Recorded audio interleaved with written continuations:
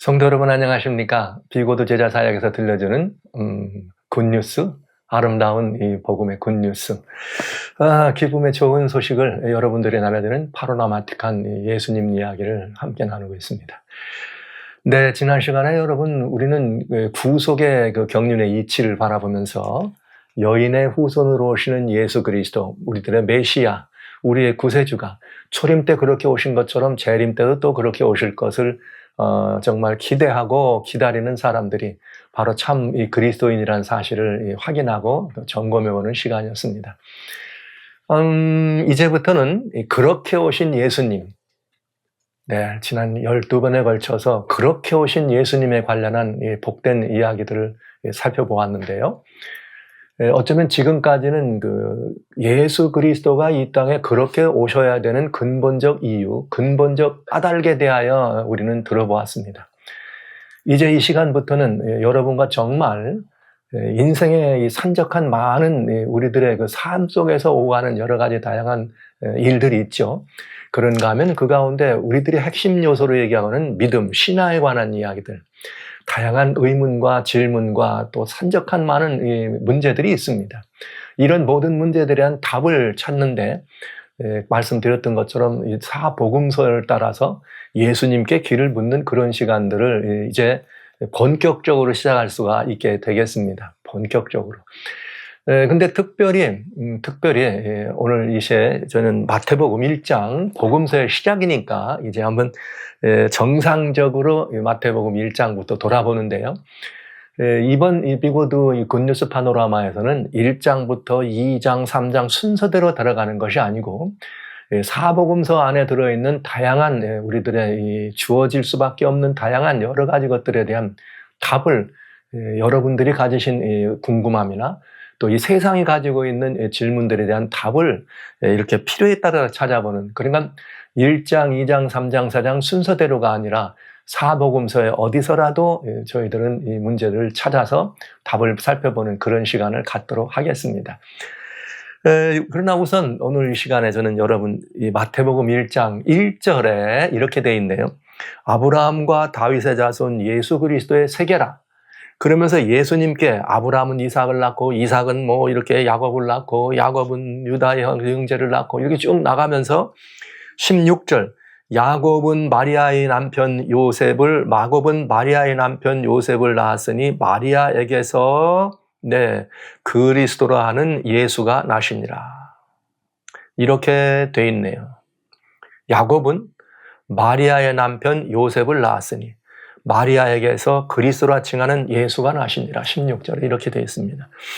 예수님의 이 성경의 말씀대로 세계예요. 족보입니다. 근데 여기에 나와 있는 이 족보는 처음에 사복음서의 구조에 대해서 말씀드릴 때 말씀드렸던 것처럼 왕의 계보를 우리들이 살펴보는 것이죠. 그러나 오늘 저는 특별히 여러분들에게 오늘 궁금해, 우리가 꼭 알아야 될 신앙, 정말 기독교 신앙의 본질적 의미에 대한 이해를 좀 깊이 하는 시간을 가지려고 그래요. 여러분 혹시 기억하십니까? 이런 이야기. 이 욥기서에 보면은 욥기 1장에 특별히 그 이야기가 자세히 들어있는데, 욥이 이제 욥기 1장에 기록하면서 그런 표현이 있어요. 하루는 사단이 하나님의 회의하는 그 하나님 앞에 나갑니다. 그랬더니 하나님께서 이렇게 사단에게 너 혹시 동방에 사는 욥 보았니? 그렇게 순전하고 그렇게 의로운 사람 보았니? 이렇게 하나님이 사단에게 물어봅니다. 그랬더니 사단이 뭐라고 대답하면 이런 대답을 해요. 아니 하나님, 뭐 욥이 말이죠. 뭐 하나님께 충성하고 뭐 그런 이야기들을 이렇게 하시는데 온전하고 순전한데 그게 뭐 그냥 된 일입니까? 다 까닭이 있는 일이죠. 다 까닭이 있는 일. 그게 뭐냐? 욥기 1장 9절에 이렇게 돼 있어요. 하나님은 순전하고 정직해서 악을 떠난 의인에 대해서 욥을 칭찬하고 자랑했더니 1장 9절에 사단이 여호와께 대답하여 가로되 욥이 어찌 까닭 없이 하나님을 경외하리까? 이렇게 대답합니다. 와, 여기에 굉장히 중요한 말을 하면 하나님에 대한 사단의 태도가 들어있는 거죠. 하나님이 욥을 바라보면서 칭찬하고 욥에게 이렇게 정말 정직하고 순전하고 그냥 악을 떠나서 하나님만 경외한다 그랬더니 사단이 뭐라 그러냐면 아이고 주님 그게 까닭이 없이 그러느냐 이 말이에요. 이 말씀 속에는 뭐가 들어있는 거예요? 네, 이 말씀 속에는 무언가 욥이 하나님께로부터 특별히 욥에게 뭔가 더 이런 소위 말하면 편의 사람들 사이에서 얘기한다면 그렇게 특별히 하나님이 욥을 복을 주시고 욥에게 더 많은 하나님의 사랑과 은혜를 주시니까 욥이 그러는 거지 까닭 없이 하겠습니까? 이렇게 이야기한 것이에요. 자, 이 말씀 속에 대단히 중요한 의미가 있죠. 왜? 사단은 하나님에 대해서 어떤 태도를 가지고 있는가? 사단은 하나님에 대해서 어떤 태도를 가지고 있는가? 또 사람에 대한 하나님의 태도에 대해서 사단은 어떤 이해를 가지고 있는가? 이 말이 들어있는 거예요. 말하자면 욥이 얼마든지 하나님께 그런 은혜와 축복을 받을 수 있는 뭐가 있었다. 아니면 반대로 하나님이 욥에게 더 편애를 하든지 특별한 어떤 것들을 일부러 해주셨기 때문에 욥이 그렇게 사랑하는 거고 하나님을 섬기는 거지 까닭 없이 그런 일은 없다. 이런 이야기를 한 것입니다. 사실 이 이야기 속에는 우리들이 꼭 살펴보아야 될 중요한 세 가지 속성의 이야기가 들었는데 이 세 가지 속성은 무엇인가 하면 하나님이 누구신가? 그 다음에 하나님에 대한 우리들의 이 성서적, 말하자면 주님께서 원하시는 하나님에 대한 태도는 무엇인가? 그리고 또 하나님과 우리 사이의 이 관계 속에서 존재하는 하나님의 은혜는 말 그대로 은혜의 선물인가 아니면 어떤 그것이 보상이나 상급으로 주어지는 그런 보상인가 하는 이런 문제들입니다. 이것은 신앙의 아주 중요한 기초가 되겠습니다. 그래서 오늘 마태복음 1장 읽은 1절로 16절 속에는 이 굉장히 중요한 문제들에 대한 답을 얻을 수가 있는 것이죠. 왜냐하면 사단이 하나님께 그렇게 얘기하고 대답했던 그것처럼 오늘날 이 세상에는 모두가 다 그런 생각이 있어요. 사람들이 살아가는 삶의 변방에서 어떤 이들은 하나님께 복을 받는 것 같고 어떤 이들은 하나님께 저주를 받은 것 같고 또 그런가 하면 사람들은 그 하나님께 은혜를 더 얻고 하나님께 이쁨을 받기 위해서 뭔가 죽도록 애를 써야 되고 또 그러면 하나님은 그 애씀에 대한 상급과 보상으로 더 하나님이 마련하신 큰 축복을 주신다. 이런 개념들이 사실은 보편적 개념입니다. 그리고 그런 개념들은 모든 종교, 모든 신앙의 본질적 요소를 구성하고 있다는 것이죠. 그러나 하나님을 섬기는 그리스도인들에게 있어서 오늘 저와 여러분들이 나눈 이 대화에 있어서 하나님을 모르는 사람들, 즉 다른 종교를 가지고 있는 사람들이 그런 개념과 그런 사고를 가지고 그들의 신앙을 이렇게 섬긴다고 말하면 문제가 되지 않지만 그런 일들이 교회 안에 그런 일들이 기독교라고 하는 하나님의 그 은혜의 울타리 안에서 진행이 된다면 그건 아주 매우 위험하고 매우 잘못된 마치 누구와의 뿌리가 금방 연결이 되는 것 같은 하나님에게 이 사단이 도전했던 것처럼 너 그렇게 정직하고 순전해서 악을 떠난 사람 보았느냐? 하나님만 섬기는 그런 의인을 보았느냐 했더니 주여 까닭이 있는 거 아닙니까? 이건 하나님에 대한 그 태도 그리고 또 하나님의 인류에 대한 그런 태도에 있어서 정말 이 굉장히 중요한 오해, 착각 아니면 잘못된 그릇된 그런 모습인 것을 우리는 본다는 것이죠.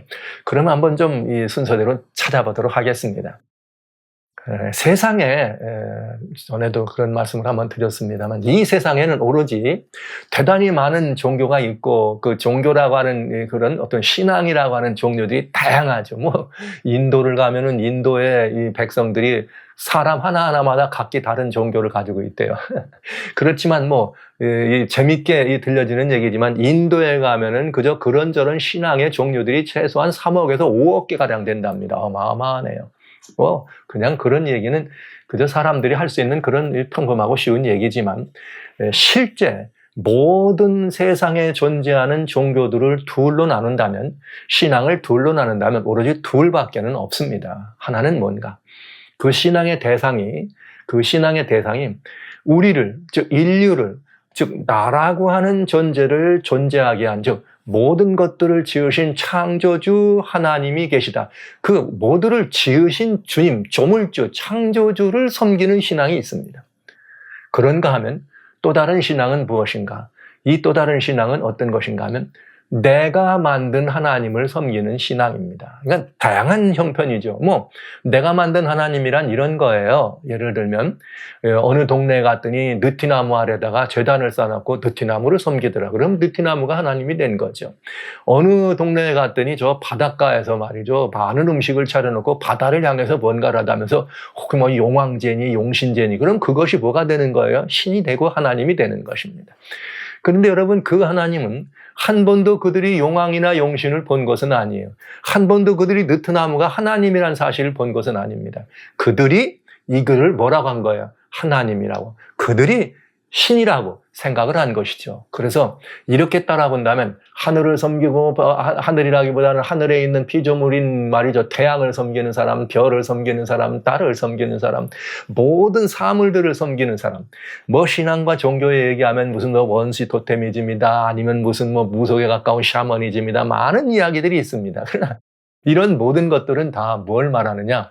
내가 만든 하나님을 섬기는 것입니다. 그러니까 이 세상의 종교는 오로지 둘밖에 없어요. 우리를 지으신 하나님, 나의 근본이요 근원이신 창조주 하나님을 섬기느냐 아니면 내가 하나님이라고 그렇다라고 여기고 그렇게 생각하는 그 하나님을 섬기는가 두 종류의 신앙밖에는 없다고 하는 것입니다. 자, 그렇다면 이제 이런 문제가 생기죠. 이 두 종류의 신앙이라면 두 종류의 경배와 섬김의 대상이 있다는 것인데 두 번째는 우리는 무엇인가? 그러면 그 신앙의 대상, 그 섬김의 대상에 대한 사람들의 태도도 두 종류가 있는 것이에요. 이건 무슨 말인가?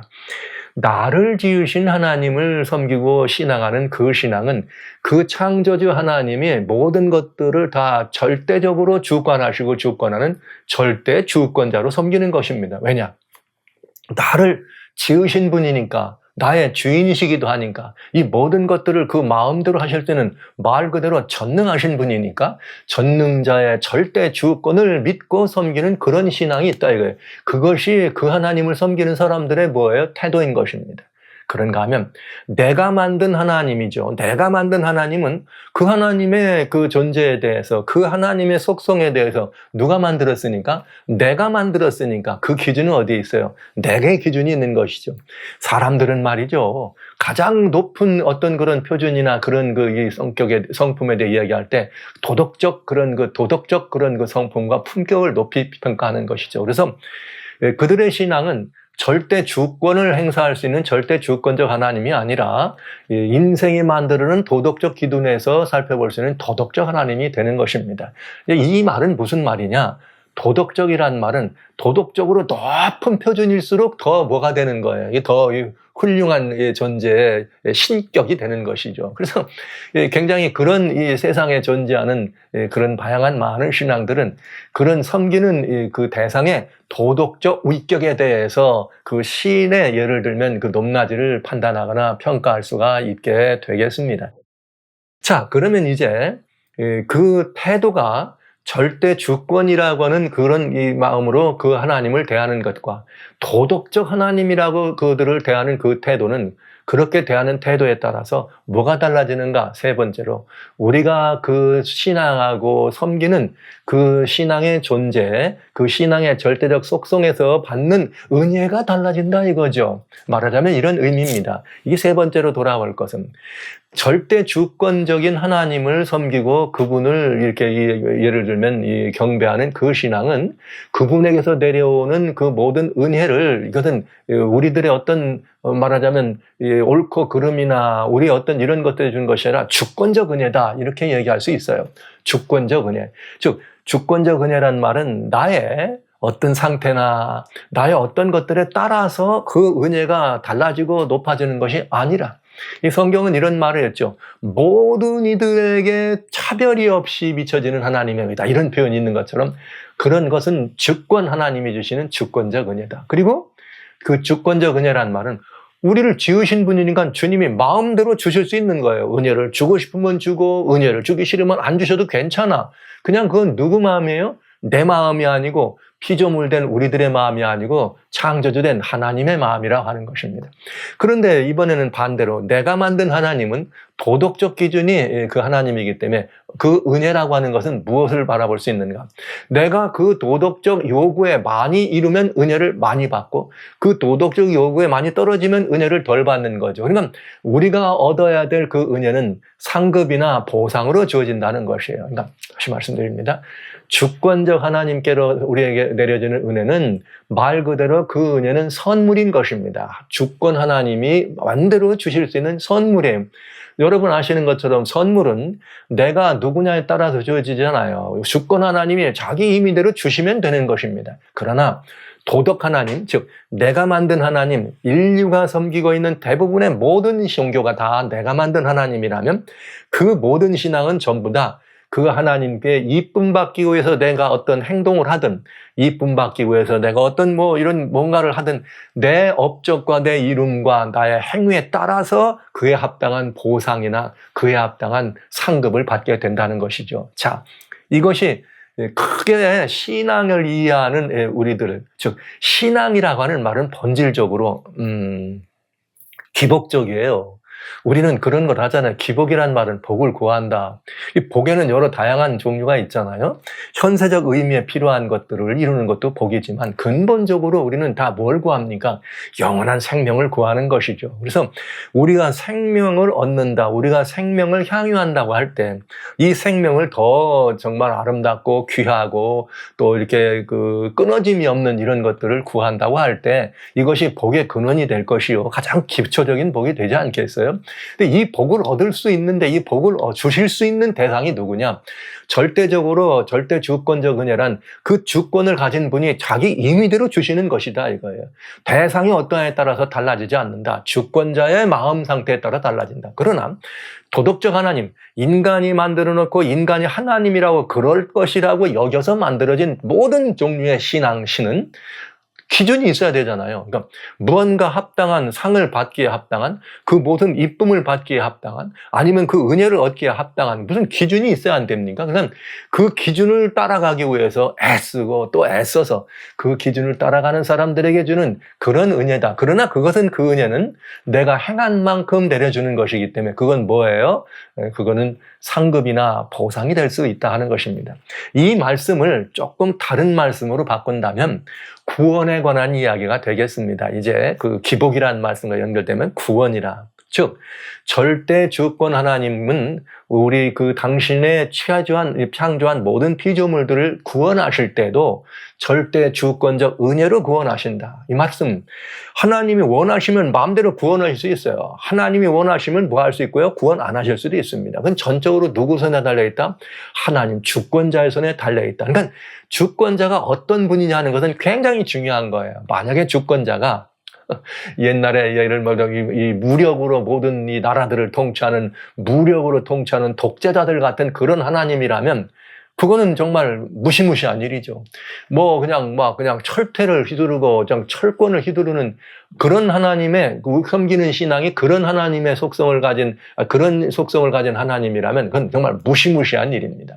반대로 이번엔 우리가 만든 하나님, 도덕 하나님이라고 할 때 이 도덕 하나님은 우리에게 높은 도덕적 기준을 요구해서 그 아주 그냥 깊은 도덕적 기준을 요구해서 우리의 성품이나 우리의 성격이나 우리의 행위나 이름이 높으면 큰 상급을 주고 그것이 얕고서 아무것도 아니면 그는 그냥 아무런 상급도 없는 구원에서 이탈되는 이런 사람이다.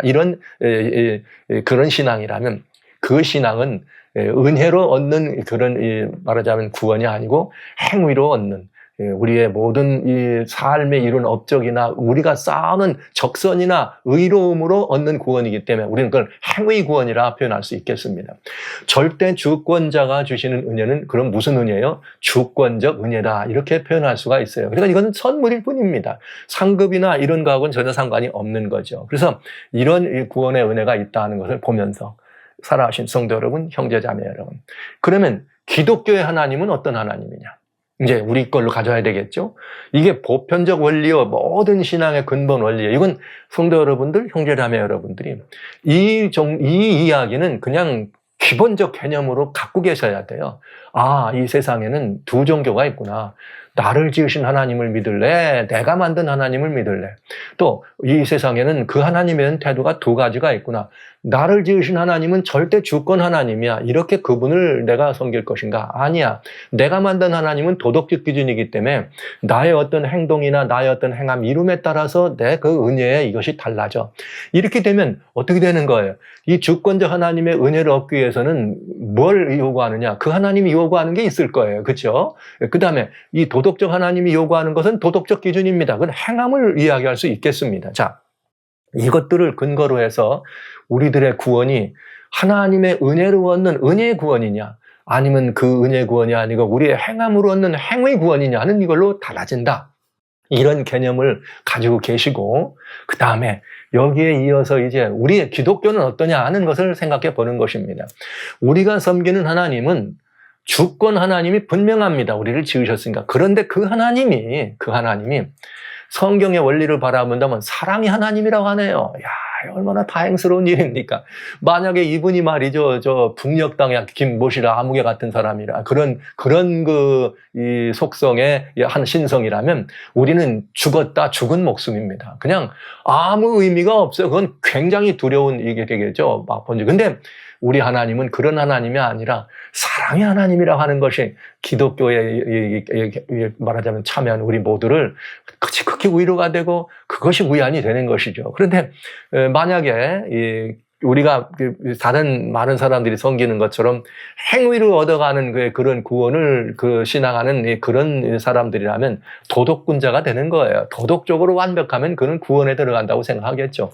평생을 구원의 감격과 기쁨을 누려보지 못한 채 그 구원을 얻기 위해서 아마 엄청난 그런 도덕적 성향의 온전함을 향해 애를 많이 쓸 것이라고 생각합니다. 그런데 저는 우리 하나님이 어떤 분이시냐, 이런 절대 주권 하나님이시면서 정말 도덕 하나님하고는 전혀 다른 그런 하나님의 그런 그 신성의 속성을 우리들에게 보여주신다고 하는 이 사건을 바로 마태복음 1장에 아까 먼저 읽었던 그 말씀 속에서 찾아보게 되는 것입니다. 야, 우리 예수님이 말이죠, 우리 메시아가 여인의 후손으로 이 땅에 오십니다. 그러면 여러분, 그렇게 오시려면 어디로 오셔야 될 것 같아요? 그렇게 오시려면 예를 들어 이런 것입니다. 인류의 구주로 오시는데 어디로 오시면 좋겠습니까? 왕궁으로 오셔야 될 거 아니에요? 아니면 어디 귀족집으로 오셔야 될 거 아니에요? 아니면 부잣집으로 오셔야 될 거 아니에요? 그렇게 오셔서 이 모든 것들을 이렇게 다 준비하셨다가 크게 인류의 구원을 향한 그 메시아닉 그런 그 사역을 감당하셔야 될 거 아닙니까? 예, 여러분. 어떻게 생각하세요? 사람들도 무슨 말을 얘기합니까? 요즘 근래 유행하는 말이 있어. 예전엔 그런 말 잘 안 쓰는데 금수저, 은수저. 그리고 또 이런 그렇지 못한 사람들은 흙수저 이런 말을 많이 하더라고요. 다시 말씀드리지만 예수님이 여인의 후손으로 인류의 구주로 오시려면 금수저로 오셔야 되겠어요? 누구로 오셔야 되겠어요? 한번 따져보세요. 하나님이 절대 주권 하나님입니다. 그런데 그 하나님이, 절대 주권 하나님이 아드님을 이 땅에 보내신다면 어디로 보낼 것 같아요? 금수저로 보낼 것 같아요? 어디 흙수저로 보내실 것 같아요? 여러분 같으시면 어떻습니까? 여러분 같으면 반드시 금수저라고 얘기할 수 있겠죠. 여러분 자녀를 어디로 보낸다면. 근데 우리 주님은 과연 금수저로 오셨는가? 만약에 이 주님이 메시아가 금수저로 오시지 않았다면 도대체 주님은 어디로 오셨는가? 이 부분에 대한 이해는 굉장히 중요한 것입니다. 곧 무슨 말씀을 드리기를 원하는가 하면 하나님이 우리를 위해 마련하신 은혜는 전적인 선물인가? 아니면 하나님이 우리들을 위하여 마련하신 은혜는 우리의 어떤 애씀이나 행함에서 나오는 상급이나 보상인가 하는 문제에 대한 답을 얻는 것입니다. 하나님의 은혜는 선물인가? 보상인가? 이 말은 하나님의 은혜는, 하나님의 구원은, 우리들은 이미 구원을 기다리는 사람들이니까 구원은 은혜로 얻는 구원인가 아니면 행함으로 얻는 구원인가 하는 문제에 대한 답을 여기서 얻을 수 있다고 하는 것이죠. 우리는 여기서 뭘 얻을 수 있는가? 여러분, 예수 그리스도가 인류의 구세주로 이 땅에 오시려면 그 혈통이, 족보가 얼마나 아름다워야 되겠어요. 네. 예를 들면 성경대로 말한다면 유다 지파 다윗의 자손, 이렇게 오실 예수님. 그래가지고 우리를 구원하시고 결국은 다윗의 보좌에 앉으셔서 영원토록 통치하실 메시아로 오시는데 그 계보가 얼마나 복되고 순결하고 순수하고 얼마나 깨끗하고 소위 말하면 정말 영적으로 금수저라야 안 되겠습니까? 과연 우리 주님은 그러셨을까요? 저는 이 말씀을 바라보면서 정말 아름다운 은혜를 얻습니다. 정말 우리 하나님 이러신 분이로구나.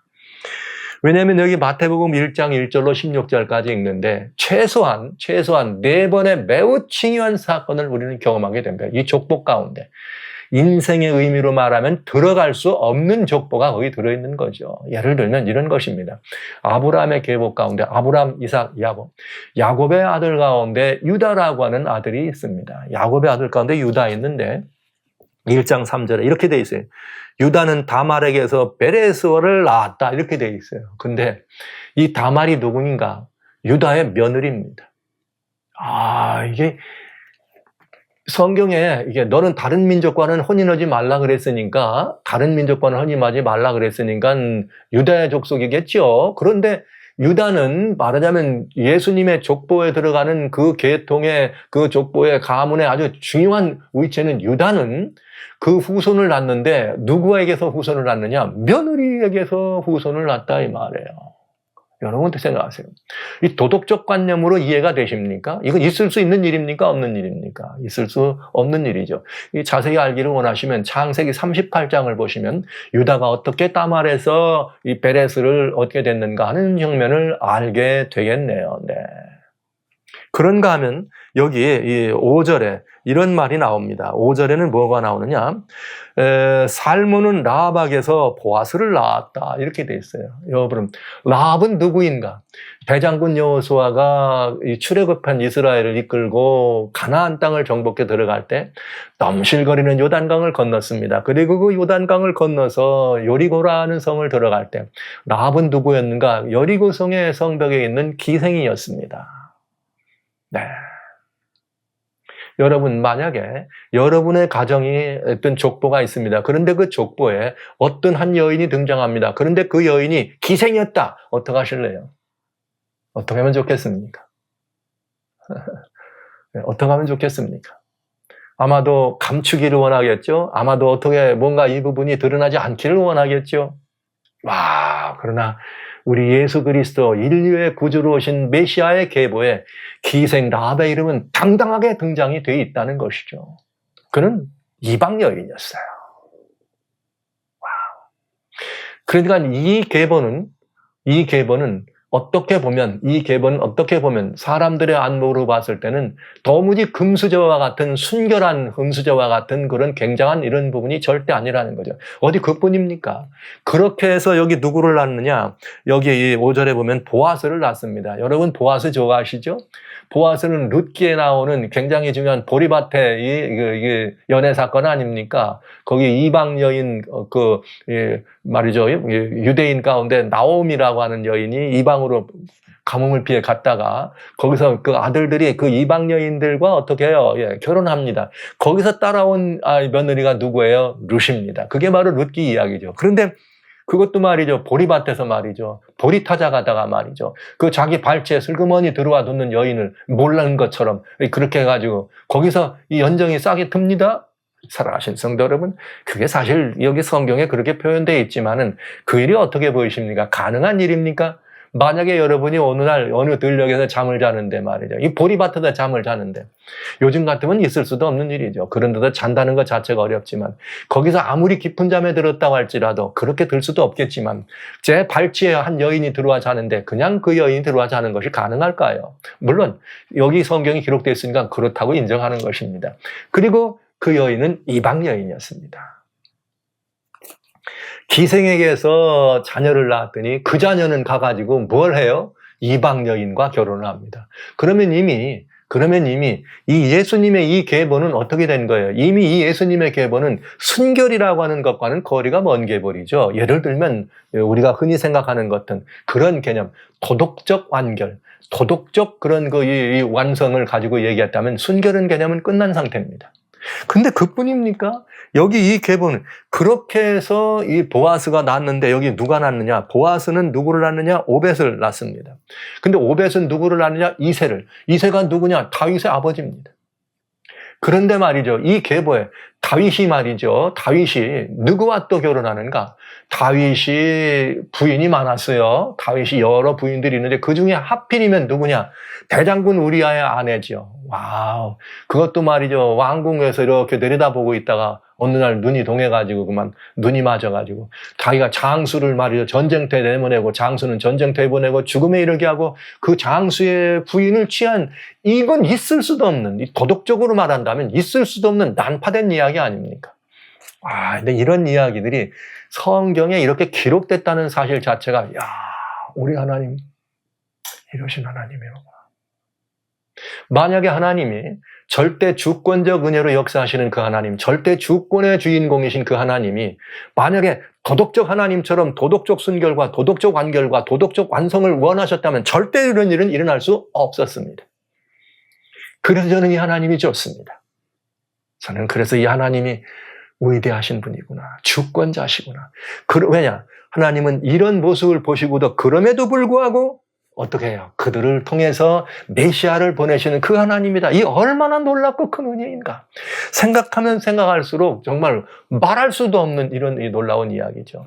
저는 이 사실을 어디와 연결을 짓고 싶은가? 여기 로마서 4장에 보면은 굉장히 아름다운 말씀이 있어요. 여기 로마서 4장 5절에 이런 말씀이 있죠. 이 일을 아니할지라도 경건치 아니한 자를 의롭다 하신 이를 믿는 자에게는 그의 믿음을 의로 여기신 하나님. 이 하나님의 말씀. 이 일을 아니할지라도 경건치 아니한 자를 뭐라고요? 의롭다 하시는 그 하나님.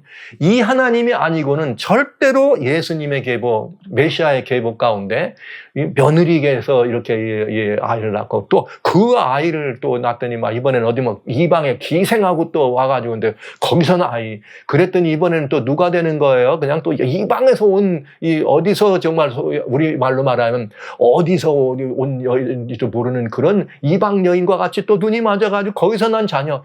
그런가 하면 이번에는 자기의 신실한 부하를 죽이면서까지 남의 아내를 얻었던 그래서 솔로몬이라는 아들을 얻었는데 그런 여기서 여러분 이게 가능한 일입니까? 이게 도무지 이해할 수 없는 일이지만 하나님이 말씀하신 메시아의 계보에 이런 여인들이 들어가 있다고 하는 이 사실은 그것도 여인의 후손이라는 말까지 해가면서 말이죠. 그렇다면 이건 뭘 말하는가?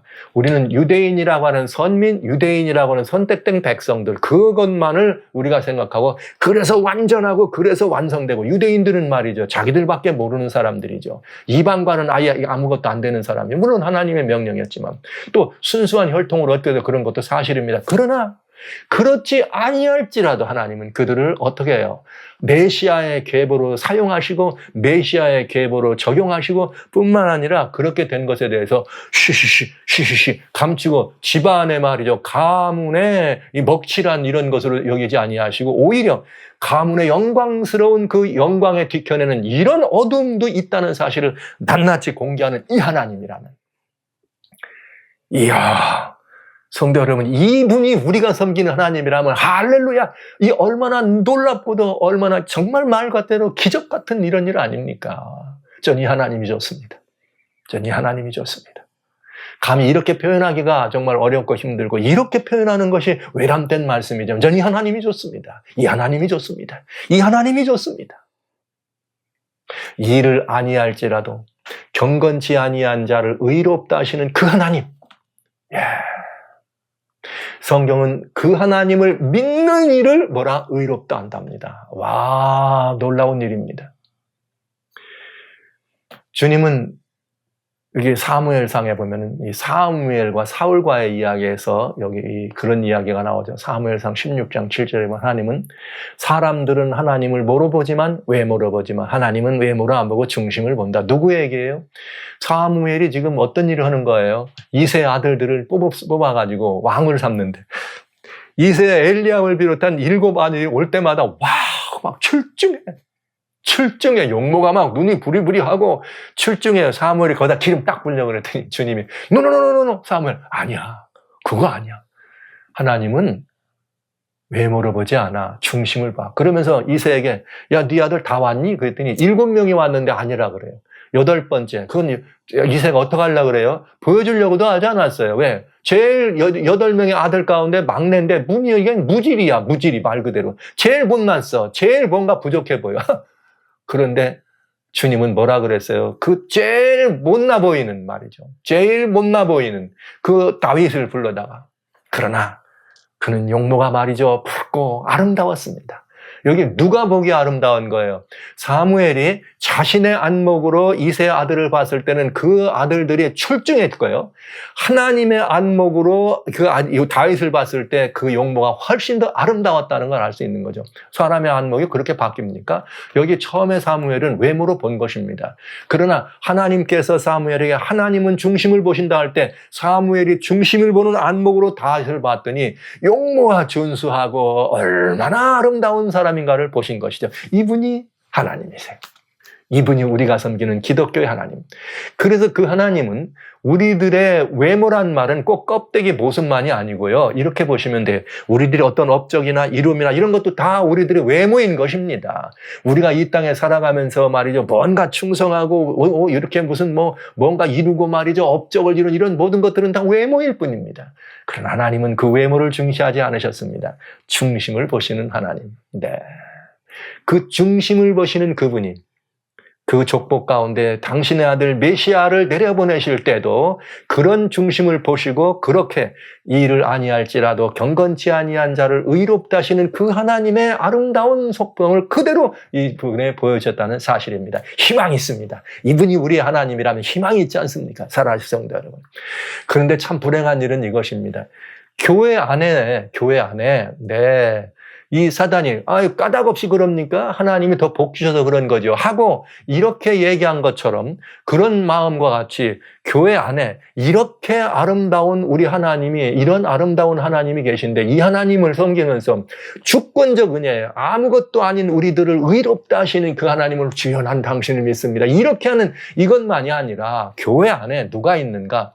행함으로 그 주님의 이쁨 받기 위해서 하나님을 뭐로 바꿨느냐? 주권 하나님에서 도덕 하나님으로 바꾼 그런 신앙이 교회 안에 있다는 것은 참으로 통탄할 일인 것입니다.